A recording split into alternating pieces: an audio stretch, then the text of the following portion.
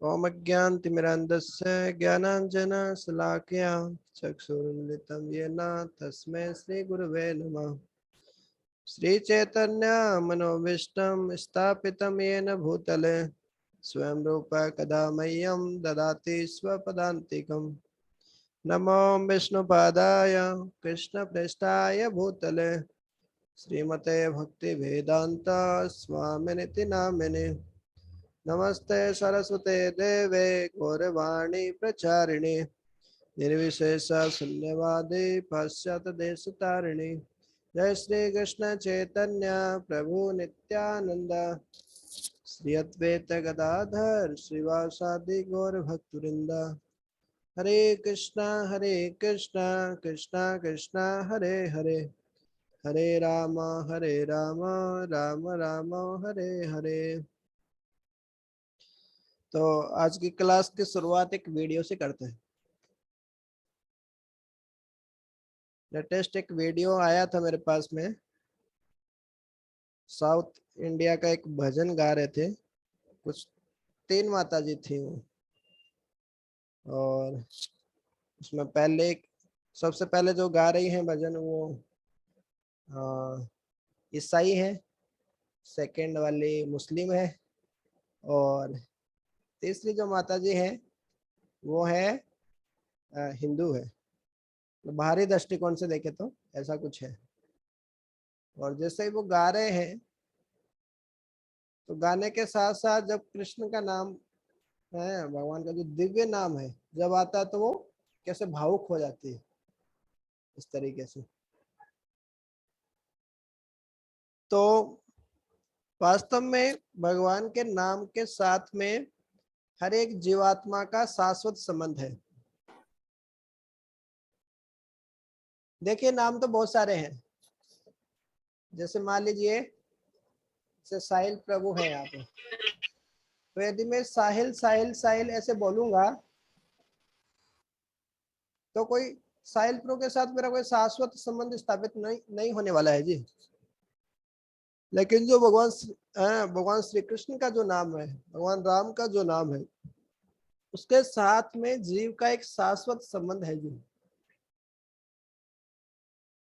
और भगवान के नाम के साथ एक शाश्वत संबंध होने के कारण हर एक जीवात्मा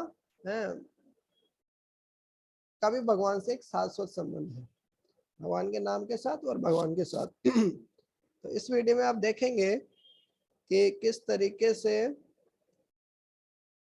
जो भगवान का दिव्य नाम किस तरीके से साधारण जो भजन गाते हैं या ज्यादा उच्च स्तर नहीं है, उनके हृदय को भी कैसे स्पर्श कर लेता है इस तरीके से।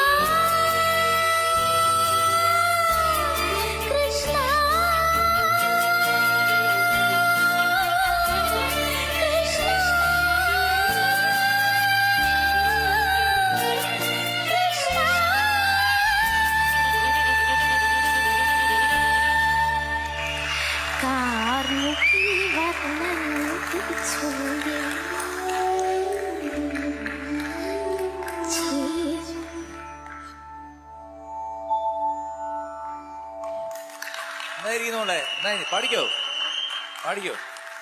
ചേരും ഓടക്കുഴലിന്റെ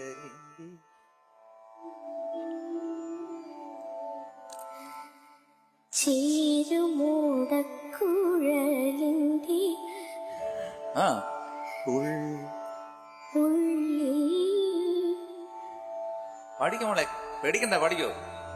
അവൾക്ക് സങ്കടം വന്നു സർ.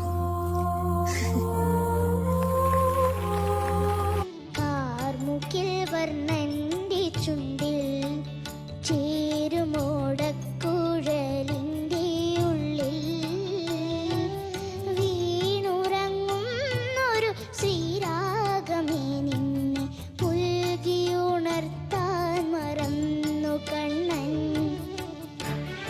कृष्णा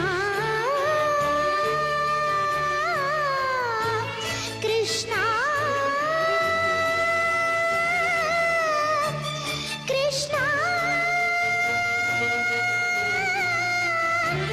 कृष्णा कृष्णा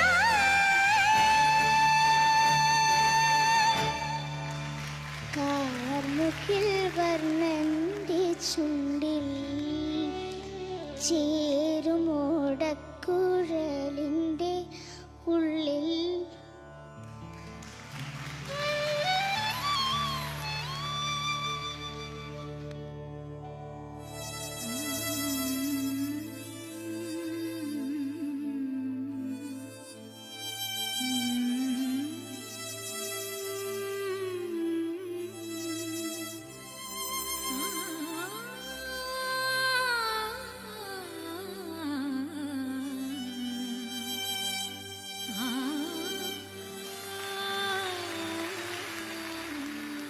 കാർമുകിൽ വർണ്ണന്റെ ചുണ്ടിൽ ചേരുമോടക്കുഴലിന്റെ ഉള്ളിൽ വീണുറങ്ങുന്നൊരു ശ്രീരാഗമേനി ഉൾകിയുണർത്താൻ മറന്നു കണ്ണാ കൃഷ്ണ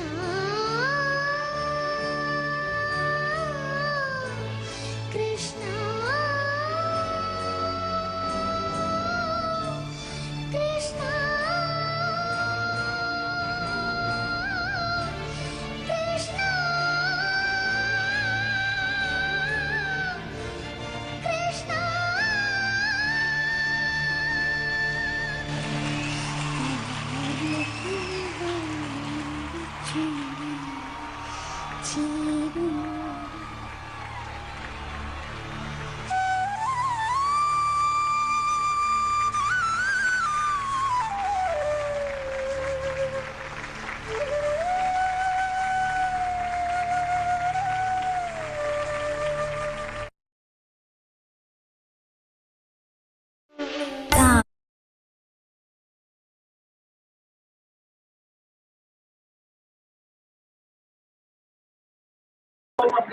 हरे कृष्णा प्रभु जी दंडवत प्रणाम।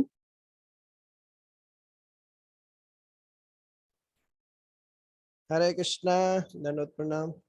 तो ये सॉन्ग तो समझ में नहीं आया होगा क्योंकि ये साउथ इंडिया का सॉन्ग है, साउथ इंडिया का एक भजन है। तो इसमें जो तीन माता जी जो गा रही थी सेम ही भजन गा रही थी, एक ही भजन गा रही थी। एक सबसे पहले जो आपने देखा ईसाई, दूसरा जो मुस्लिम थी, और जो माता जी थी उनकी माता जी भी बैठी हुई थी वहां पे, आपने नोटिस किया हो तो। और उसके बाद में लास्ट में हिंदू। बाहरी दृष्टिकोण से देखे तो इस तरीके से, तो किस तरीके से, क्योंकि एक जीवात्मा का, हर एक जीवात्मा का भगवान श्री कृष्ण से एक शाश्वत संबंध है जी। तो किस तरीके से भगवान का जब दिव्य नाम सुनते हैं तो किस तरीके से हृदय परिवर्तन हो जाता है, और किस तरीके से हृदय स्पर्शी भी है। बाकी कोई भौतिक नाम के साथ ऐसा नहीं होता है। इस तरीके से भावुक हो भी रहे तो कोई इसका ज्यादा मतलब नहीं है कोई। तो ठीक है, हम आगे कंटिन्यू करते हैं हमारी। तो हमने पिछले क्लास में देखा था कि किस तरीके से जो 6 ऐश्वर्य, 6 ऑपुलेंसेस जो होते हैं जी, तो उनमें से एक एक ऐश्वर्य के कारण, खाली एक एक ऐश्वर्य के कारण क्या होता है जी, लोग कितने आकर्षक बन जाते हैं जी। खाली एक व्यक्ति बहुत सुंदर है तो बहुत पूजनीय हो जाता है, हर कोई व्यक्ति उसके दर्शन करना चाहता है। और कोई व्यक्ति बहुत शक्तिशाली है तो लोग उसको देखने के लिए आते हैं, हाँ ग्रेट खल्ली है, ये है वो है। दिमाग भले ही मत हो, दिमाग से भले ही है ना मोटा दिमाग हो नहीं, क्योंकि शक्तिशाली है तो खाली शक्तिशाली होने से क्या कितना लोगों को आकर्षित करते हैं जो। तो उसी तरीके से बाकी ऐश्वर्य में भी देख सकते हैं, खाली कोई व्यक्ति केवल ज्ञान में ही बहुत एडवांस है, आगे है, तो भी बहुत आकर्षित करता है जी। इसी तरीके से धन में बहुत आगे है, वैराग्य में बहुत आगे है, या बहुत फेमस है, तो ये सब चीजें देखो जी आकर्षित करती है। लेकिन जब हमें पता चला कि भगवान की परिभाषा ही ये होती है जी, भगवान का अर्थ ही ये है कि जिसमें ये सारे गुण पूर्ण मात्रा में, हाँ, समग्र, हाँ, ऐश्वर्य समग्रस्य, ऐसे करके वो श्लोक में शेयर किया था ना। तो ये सारे सट ऐश्वर्य पूर्ण मात्रा में विद्यमान है जी, किस तरीके से भगवान में।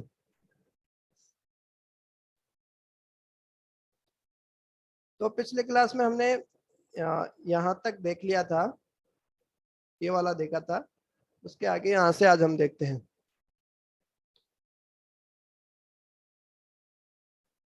तो अब भगवान कौन है इस पे आते हैं जी हम। तो बाइबल का और कुरान का तो हमें पता है, थोड़ा थोड़ा बेसिक आइडिया तो है ही है कि बाइबल में क्या बोलते हैं जी, ईसा मसीह बोलते हैं जीसस क्राइस्ट कि देखो मैं भगवान का प्रतिनिधि हूँ और भगवान का पुत्र हूँ। तो भगवान तो भगवत गीता भी बोले ही है, ममे वांसो जीव लोके, सारे मेरे ही अंश है, सब मेरी ही संतान है बोले। हम बीज प्रदा पिता, 2 बार बोले कि मैं पिता हूँ तुम्हारा। और वही ईसा मसीह बोले कि मैं भी बेटा ही हूँ, बोला आप भी बेटे हो, हम सब भी बेटे ही हैं भगवान के।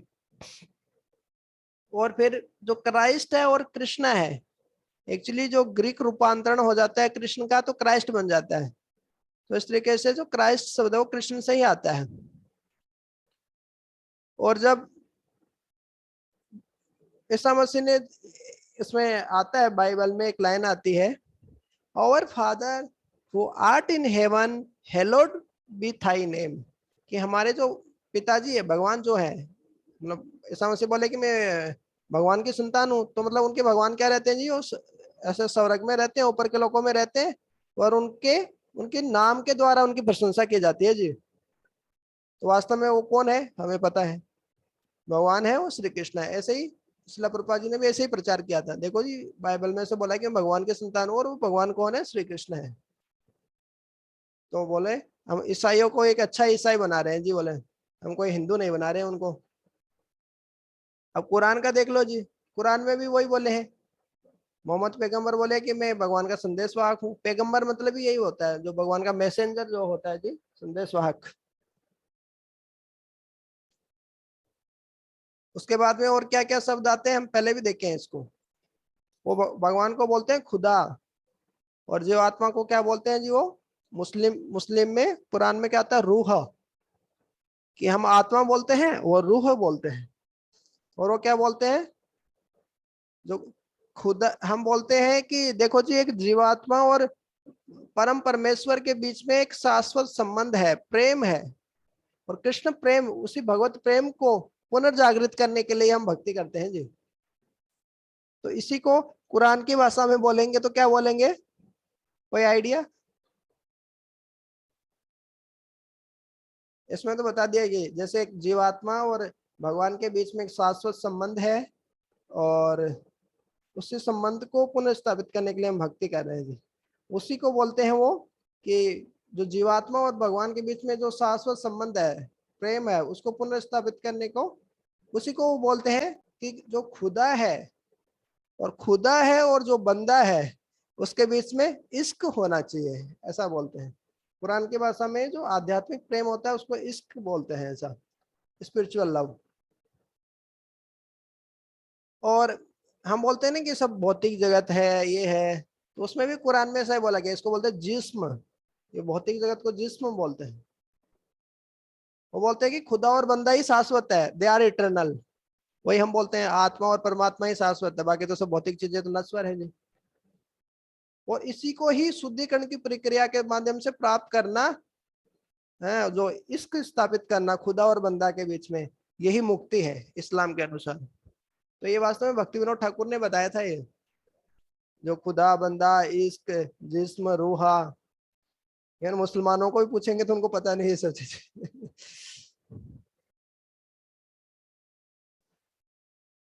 तो वास्तव में कुरान का असली एसेंस ये है। बहुत सारे लोग प्रश्न करते हैं कि भगवान कौन है जी। तो केवल भगवान के बारे में तो कौन है, भगवान केवल भगवान ही जानते हैं जी भगवान कौन है। भगवान के बारे में और कौन जान सकता है। और इसलिए हमें भगवान से ही सुनना चाहिए कि भगवान कौन है, क्योंकि हमारे तो अपूर्ण इंद्रियां हैं। पहले भी हम देख चुके हैं, पहले की स्टार्टिंग की क्लासेज में हमने देखा ना किस तरीके से 4 इम्परफेक्ट सेंसेस जो हमारे होते हैं, 4 त्रुटियां होती है, 4 डिफेक्ट्स होते हैं। याद है क्या इंसान के अंदर 4 क्या क्या डिफेक्ट होते हैं। प्रभु जी मैं बताऊं। हाँ बताओ। प्रभु जी वो जो म्यूट हो गया आपका। हाँ हाँ प्रभु जी, हाँ जो बताइए। हमसे प्रभुपाद ने हमें 4 चीजें बताई है वो। हम भगवान को क्यों नहीं समझ सकते हैं, या हमें क्या कमियां हैं, हम पूर्ण क्यों नहीं है, ये बताना है। प्रभु जी क्योंकि हम हमारे अंदर वो 4 चीजें हैं जो हमें प्रभुपाद जी ने सिखाई है। कि 4 चीजें हैं वो प्रभुपाद जी ने सिखाई है। नहीं, वास्तव में पूछना चाह रहा था कि जैसे स्टार्टिंग में हमने देखा था कि किस तरह से है ना, भ्रम विप्रलिप्सा ऐसे करके संस्कृत में श्लोक आता है कि सबसे पहले अर्थ है हमारा इंद्रियां अपूर्ण है। आंखों से देखते हैं जी, इसकी भी सीमा है। 20 सेंटीमीटर से नियर पॉइंट फार पॉइंट दोनों होते हैं, निकट बिंदु दूर, हाँ दूर बिंदु, फार पॉइंट नियर पॉइंट, और उसी के रेंज में हम देख सकते हैं जी ना। कानों के सुनने की लिमिट है 20 टू 20 किलो हर्ट्ज। इस तरीके से सारी इंद्रियों की लिमिट है, अपूर्ण इंद्रिया है। और अपूर्ण इंद्रिया होने से क्या होता है, हम भ्रम में आ जाते हैं। जो दिखता है वो वास्तव में है नहीं, बहुत सारी चीजें, और जो वास्तव में नहीं है वो हमें दिखती है। जैसे उदाहरण, बहुत सारी चीजें नहीं है फिर दिखती है, जैसे मृग मरीचिका, मिराज जिसको बोलते हैं।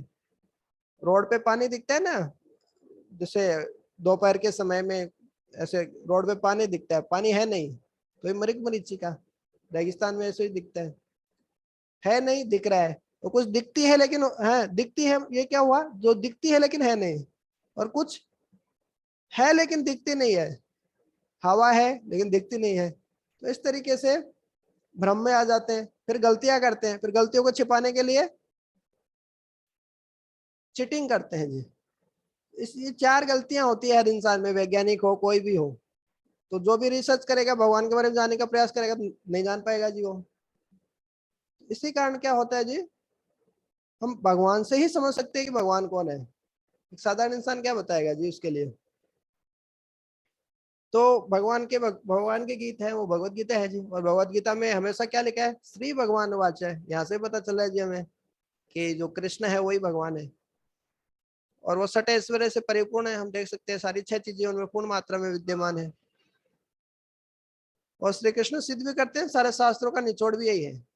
लेकिन आप देखेंगे ना, ये खाली हम इस्कॉन में या कुछ वैष्णव लोग हैं वही है, वही मानते हैं कि कृष्ण भगवान है। आप भारत में भी देखेंगे सारे लोग नहीं मानते हैं कृष्ण को भगवान। बहुत सारे ऐसे और संगठन है वो बोलते हैं कि कृष्ण एक महापुरुष थे, बोले भगवान भगवान कुछ नहीं, बोले महापुरुष थे वो। और कुछ बोलते हैं कि वो साधारण व्यक्ति थे, कुछ नहीं। कुछ बोलते हैं कि नहीं नहीं उनको सिद्धि प्राप्त थी, उन्होंने भी योगा वगैरह किया था, अष्टांग योग किया था उन्होंने, कृष्ण ने, और उन्होंने उनको सिद्धि प्राप्त हो गई थी, इस कारण वो युद्ध में जीता पाए, इतना कुछ कर पाए बोले। बाकी हमारी तरह पहले इंसान ही थे, हम भी कृष्ण बन सकते हैं। इस तरीके से उनका इस तरीके से वो लोग टिप्पणी करते हैं, कमेंट करते हैं। तो लेकिन हमें शास्त्रों से पता चलता है वास्तव में ना तो कृष्ण एक साधारण महापुरुष है या कोई साधारण व्यक्ति है, दोनों ही नहीं है जी। वो तो परम नियंता है, परम स्वामी है, और परम भोक्ता है जी। वो तो supreme controller, supreme proprietor, supreme enjoyer, और उनके बराबर कोई नहीं हो सकता है, उनके ऊपर कोई नहीं हो सकता है जी। तो इस तरीके से देखिए भगवान के ये 10 अवतार है, दिख रहे हैं। रामचंद्र, हाँ प्रभु जी मैं आपको इन 10 अवतार के नाम बता सकता हूँ। हाँ हाँ बताइए। अभी ये समर कैंप में आपने अच्छी एक्टिविटी की थी इस पे। हाँ प्रभु जी, फर्स्ट अवतार है मत्स्य अवतार, नेक्स्ट कूर्मा अवतार, थर्ड वराह अवतार, एंड नरसिम्हा अवतार, वामन अवतार, और परशुराम अवतार, रामचंद्र अवतार, कृष्ण बलराम अवतार और बुद्ध अवतार, और कलयुग के एंड में आएंगे कल्कि अवतार।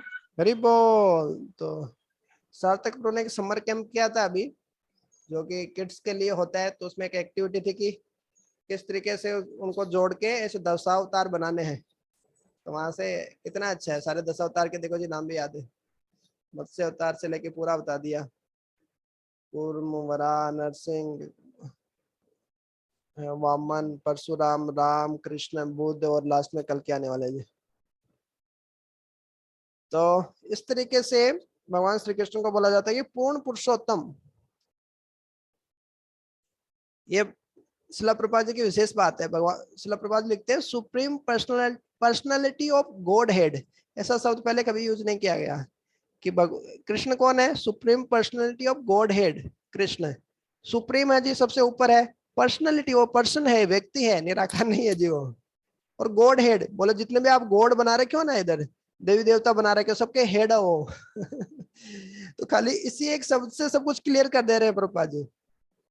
प्रभुपाद जी भक्ति को बहुत स्ट्रांगली स्थापित किए कि किस तरीके से कृष्ण ही भगवान है, वही सबसे श्रेष्ठ है, भक्ति करना ही सर्वोत्तम सर्वोपरि चीज है। इस तरीके से, इसी कारण इतना विश्वास होने के कारण ही आज का, मैं कोट पढ़ रहा था श्री श्रीमद भक्ति चारू स्वामी गुरु महाराज का, तो वो भी यही बोल रहे थे कि व्यक्ति के अंदर जितना विश्वास होता है, जितना श्रद्धा होता है, वो लोगों को उतना ही दे पाता है और उतने ही सिंसियर लोगों को बोला आकर्षित कर सकता है। इस तरीके से, तो इस तरीके से श्रील प्रभुपाद जी के एकदम शुद्ध भक्ति के बारे में बताया कि एक में क्लियर कर दिया कि कृष्ण भगवान है, वही सुप्रीम है, वही निराकार नहीं है, बस जितने भी गॉड हैं सबके गॉड के हेड है जो। तो इस तरीके से, तो भगवान का मतलब ये होता है कि उनके ऊपर कोई सत्य नहीं है जी। और ये भगवान श्री कृष्ण ने देखो सिद्ध किया जी। 11वें अध्याय में देखो ये विश्व रूप दिखा दिया जी। इधर इधर विश्व रूप दिखा दिया यशोदा माई को, बोले बेटा माटी खाई, माटी देख ले यशोदा माई जी। अब माटी देख रहे हैं तो देखो जी पूरा ब्रह्मांड, पूरा ब्रह्मांड क्या, पूरा विश्व रूप दिखा दिया जी अपने पेट के अंदर ही। तो कोई भी एक साधारण जीव ऐसा नहीं कर सकता है जी।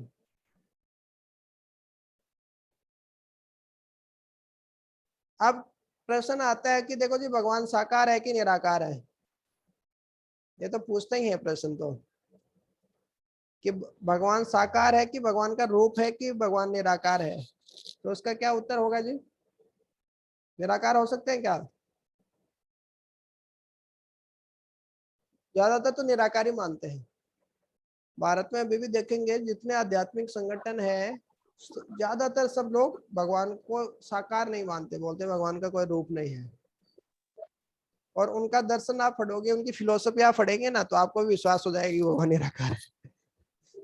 मायावाद दर्शन तो अच्छे अच्छे लोग भी बोलते हैं कि मायावाद दर्शन पढ़ने के बाद में कि भगवान निराकार ही है जी। तो देखो जी ये सदियों से ये कंट्रोवर्सी चलती आ रही है, ऐसा विवाद चलता आ रहा है साकार और निराकारवादियों के बीच में कि भगवान साकार है, भगवान का रूप है। एक बोलते हैं, दूसरे बोलते हैं कि भगवान का रूप नहीं है। तो देखो जी आप एक व्यक्ति हैं, मैं एक व्यक्ति हूँ, एक तितली है, बटरफ्लाई है, वो एक, उसका एक रूप है। सारी जीवात्माओं का एक रूप है। तो जिनसे हम आए हैं, सारे जीवात्माएं जिनसे आई हैं, वो भगवान का निराकार, उनका कोई रूप कैसे नहीं होगा? और उन्हीं से हम सब उद्भुत हुए, उन्हीं से हम निकले हैं, तो वो कैसे निराकार हो सकते? बोले हमको बना दिया, हमको एक सुंदर सा रूप दे दिया और खुद निराकार ही रह गए। बोले उनके, भगवान के कोई हाथ नहीं, भगवान की कोई टांग नहीं, भगवान के पैर हैं कुछ नहीं भगवान के, बोले भगवान के सिर नहीं, बोले ऐसे भगवान हुए? बोले निराकार है, ऐसे भगवान है। बोले हमारे, हम में ज्यादा गुण है, उनमें कम गुण है भगवान में, ऐसा हो सकता है? हम बहुत सारे तरीके होते हैं समझने के। जैसे एक तरीका है कि आपके पिताजी है, उनके पिताजी, उनके पिताजी है, तो सबसे ऊपर जाएंगे जो भगवान मिलेंगे हमें, तो उनका कोई रूप नहीं रहेगा? नहीं रहेगा जी, कैसे नहीं रहेगा?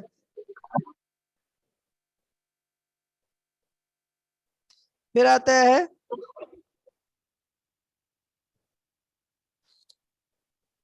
अच्छा, फिर बोलते हैं कि किस तरीके से, देखो जी भगवान जब निराकार होंगे तो क्या भगवान से प्रेम कर सकते हैं क्या? नहीं कर सकते हैं। इसलिए बहुत सारे भगवान को निराकार बता देते हैं ताकि भगवान की सेवा नहीं करना पड़ेगा जी।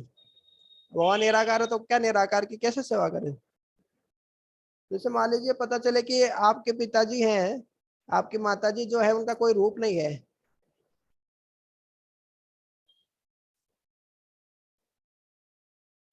और जिनका कोई चेहरा नहीं है, हाथ नहीं है, पैर नहीं है, तो उनसे कोई प्रेम कर सकते हैं?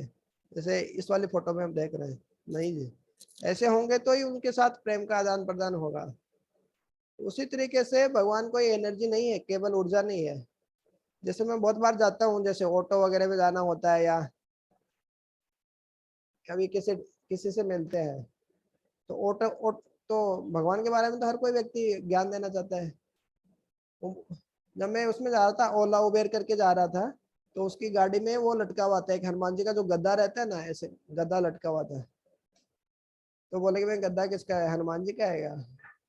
ऐसे चल रही थी भगवान के बारे में बात। बोले नहीं नहीं नहीं, हनुमान जी को नहीं मानते। बोले मैं, ये गद्दा हनुमान जी का नहीं है। बोले ये तो एक निराकार, हाँ, शक्ति है जो उस पूरे ब्रह्मांड का संचालन कर रही है। बोले वही सबसे ऊपर है, उसको उसका प्रतिनिधित्व करती है। बोले वो निराकार है, वो है, तो वो गद्दे का क्या करते? बोले उनके हाथ में पैर नहीं, तो फिर वो गद्दे का लेके क्या करेंगे? तो गद्दा पकड़ने के लिए जो हनुमान जी रखते हैं, उसको पकड़ने के लिए तो हाथ से ना। बोले नहीं नहीं, वो शक्ति है, एक शक्ति है, वो सबसे ऊपर है, माँ शक्ति ऐसे बोलते हैं। बोले शक्ति है, कोई शक्तिमान भी होगा ना, हर कोई शक्ति है, वो शक्तिमान से तो आती है जी। तो नहीं मान रहा था, इस तरीके से ज्ञान दे रहा था वो, फिर अपने अपने कुछ लप लप करने लग जाते हैं। तो इस तरीके से ज्यादातर लोग ऐसे ही मानते हैं।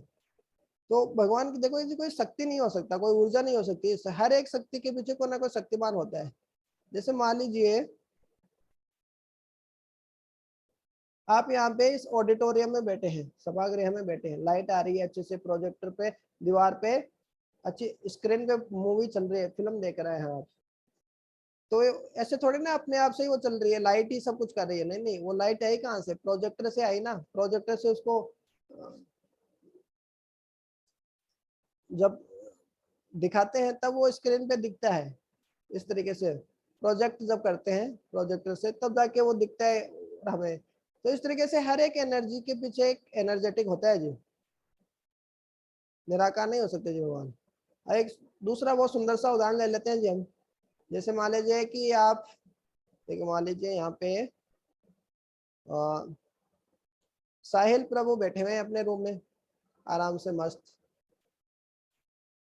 और गाने सुन रहे हैं मूवी के, ठीक है। तभी क्या होता है, बाहर से कोई पत्थर मारता है, तभी क्या होता है, धड़ाम से आवाज आती है, और साहिल प्रभु मुड़कर देखते हैं, देखो देखते हैं कि क्या हुआ, रे भैया क्या हुआ। तो पता चलता है कि देखो ये कांच टूट गया उनके रूम के कांच, जो खिड़की है उसका पूरा कांच टूट गया है ऐसे। तो तुरंत उनके दिमाग में क्या प्रश्न आएगा? वो सोचेंगे अरे ये शक्ति है, ये तो शक्ति के कारण ऐसा हो गया, कोई ऊर्जा के कारण ऐसा हो गया। बोले ठीक है, अब हो गया तो हो गया। नहीं नहीं नहीं नहीं, तुरंत उठेंगे और तुरंत प्रभाव से देखेंगे बाहर, अरे किसने मारा रे पत्थर, कौन क्रिकेट खेल रहा है, क्या कर रहा है। तो तुरंत दिमाग में क्या आया, ये एनर्जी कहाँ से आई, ये ऊर्जा देने वाला कौन है?